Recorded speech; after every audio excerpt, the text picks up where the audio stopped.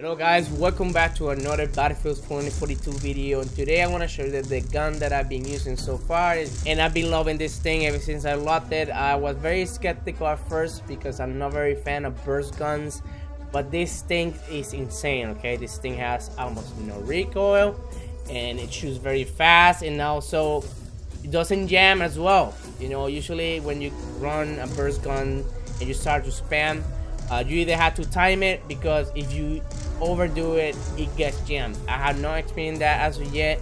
So as you know, the ARs right now have a very widespread and blue problems. Hopefully they can get fixed on the next patch, but this gun doesn't have that many of those problems. This thing is that laser beam. Okay, you aim heads, you're gonna one tap it in one burst. Okay, this thing is serious. Now I'm trying to stay away from the SMG category, specifically with the PP29.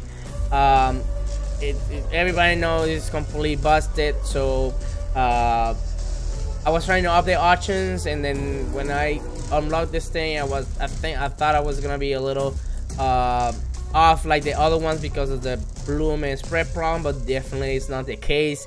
And then, as you can see, the mastery right now is the high that I have compared to other guns.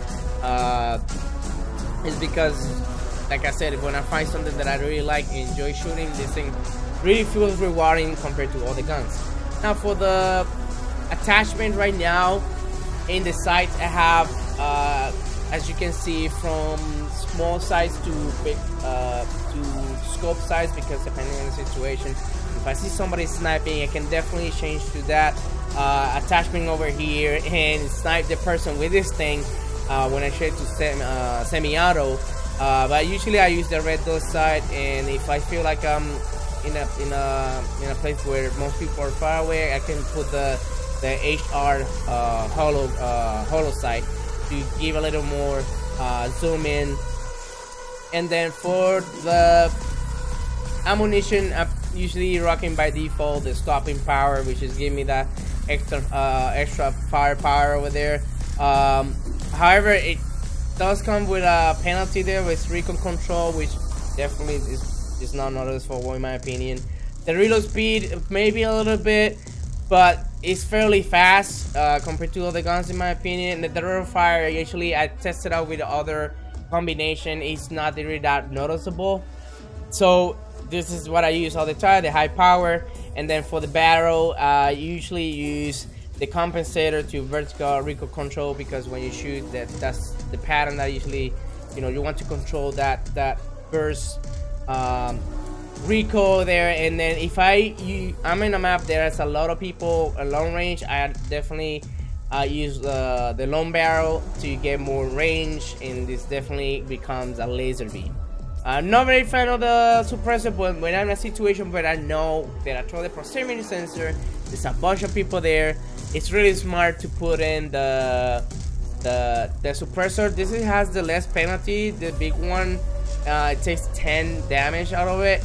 Not sure what is the difference so far between the suppressors, though I'd rather rock the one here, the wrap suppressor, which doesn't give me that much penalty, but at least keep me hidden from the minimap.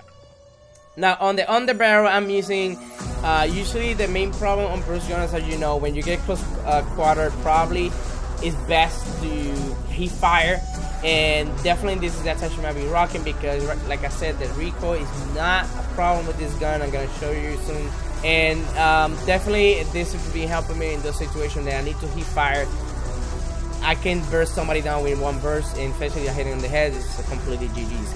Now, like I said, this gun is very adaptable. I feel like this gun is a DMR in an AR skin, because you can definitely beam somebody with this thing from far away if you have the proper attachment. Okay, so this thing is insane. I think like it's a sleeper. And then I'm using the light grip just when I want to have a little more stability.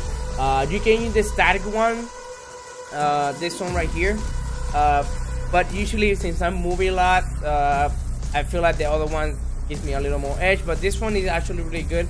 So it was very hard for me to justify to put two kind of grips in one. So I want to have one that it can give me, you know, more stability when I'm using the scope, and one for heat fire, and one when I'm just usually as a regular AR.